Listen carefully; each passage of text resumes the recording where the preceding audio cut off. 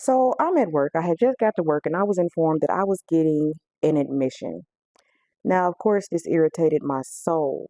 I only work on the weekends, and this was a while ago, but anywho, I only work on the weekends, and I feel like you should not, no facility should be accepting admissions on the weekends simply because the doctors don't work on the weekends. You know, most facilities be on that bull, that trying to put profit before patients, which is ridiculous, but as we accept admissions 24/7. Not only is that dumb, it's dangerous. Simply because the doctors don't work on the weekend, and here is a prime example of why it's dumb and dangerous. This particular admission, she was a woman and she had went to the ER for abdominal pain. They did their test and she ended up with kidney, well, the test showed that she had kidney stones, gallbladder stones, which seems like it could be, extremely painful. So she has an order for hydrocodone every 6 hours as needed. And we nursing homes don't you it's hard to get that. The DEA, they ain't playing no more. The nurse practitioners who are usually on call for the doctors on the weekend are not allowed to prescribe that. I believe it's a schedule 2 or whatever schedule it is. I don't know. That's how they class narcotics, legal narcotics, I guess, because they class the other ones, baby, in a totally different way. But anywho, the legal narcotics are classed by schedules, and after a certain schedule, I don't know if it's schedule 1, schedule 2, whatever, the nurse practitioners cannot prescribe. They cannot give a prescription to the pharmacy for that. And mind you, the pharmacies that the nursing homes use, they only come twice a day on Saturdays and once a day on Sundays. So the likelihood of somebody getting their medicine when they're admitted to a nursing home on a weekend day is slim to none, whether it's a narcotic or not. But these nursing homes, they want profit. They could care less about patients.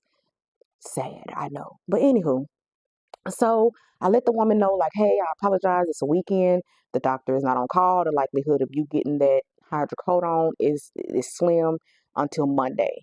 But the nurse practitioner did prescribe you T3, Tylenol, and codeine, which I'm guessing is 30 milligrams of codeine and 300 milligrams of Tylenol, which is why they call it Tylenol 3. I don't know.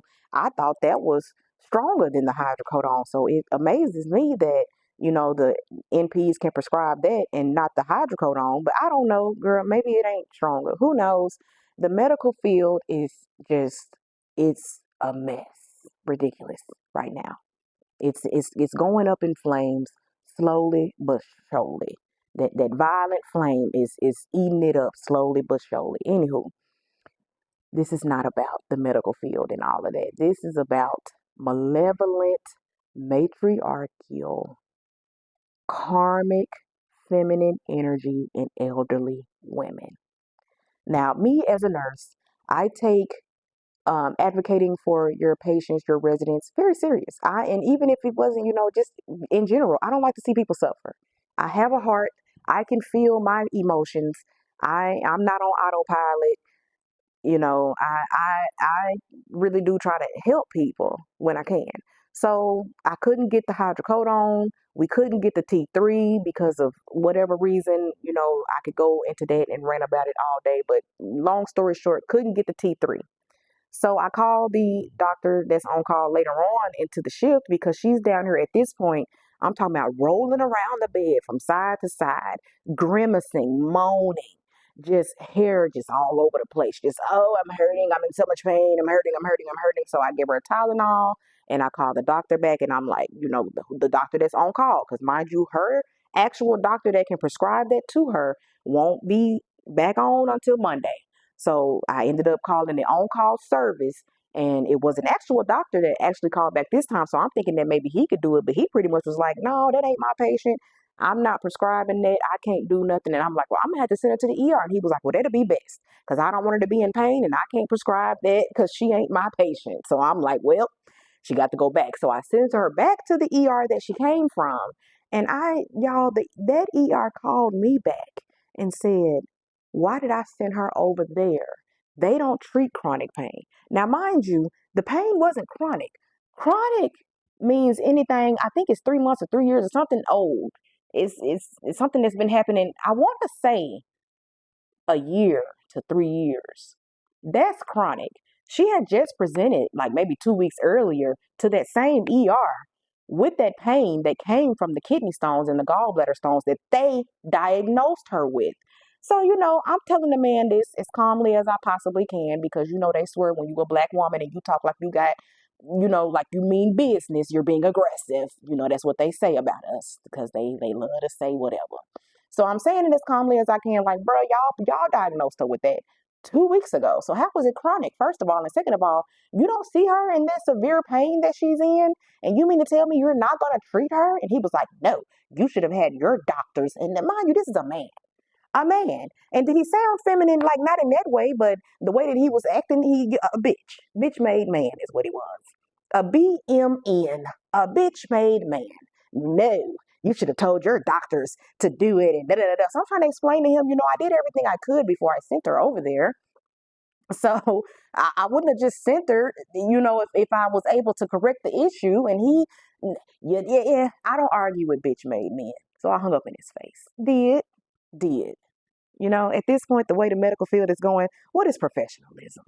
Hung up in his face. So she comes back, and I'm charting all of everything that I have done, the many, people that I spoke with trying to help this woman with this pain.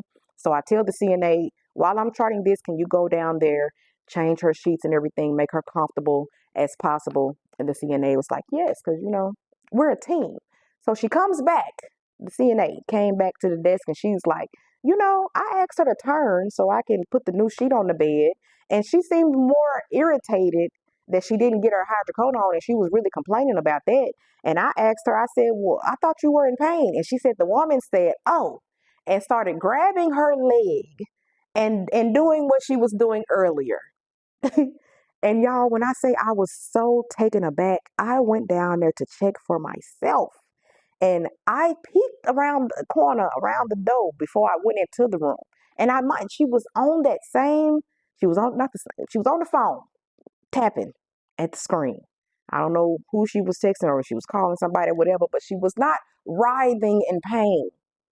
So I enter into the room and I guess she heard my footsteps because she started doing it again. Not the same Oscar worthy performance that she was putting on earlier, but she was, she started up again. And I just was thinking in my head, like, lady, I done went to bat for you.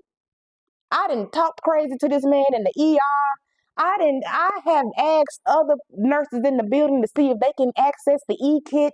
I have went to bat for you. I didn't say this to her now. I just asked, are you okay? I didn't say this to her. I'm thinking this in my head though. After I done went to bat for you, woman, and you was faking the whole time.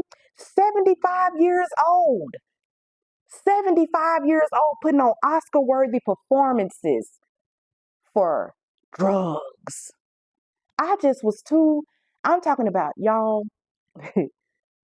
don't get me wrong, I'm all for the matriarchy, but them malevolent matriarchs, baby, get them, let me not say that. That's not right. I was, Jesus, I'm trying, Lord. That karmic feminine energy in the elderly women. Y'all ought to be ashamed of yourselves. I am perturbed. My flabber is gasted. And you would think with the amount of malevolent matriarchs in my own family, I would have sensed that on her the minute that I laid eyes on her.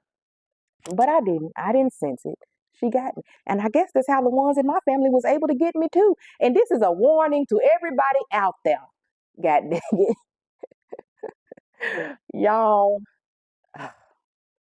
just keep your eyes open. Keep your heads up because they are out there. And yeah, if you liked my little nursing home story, subscribe, like, comment, let me know. And until next time, peace.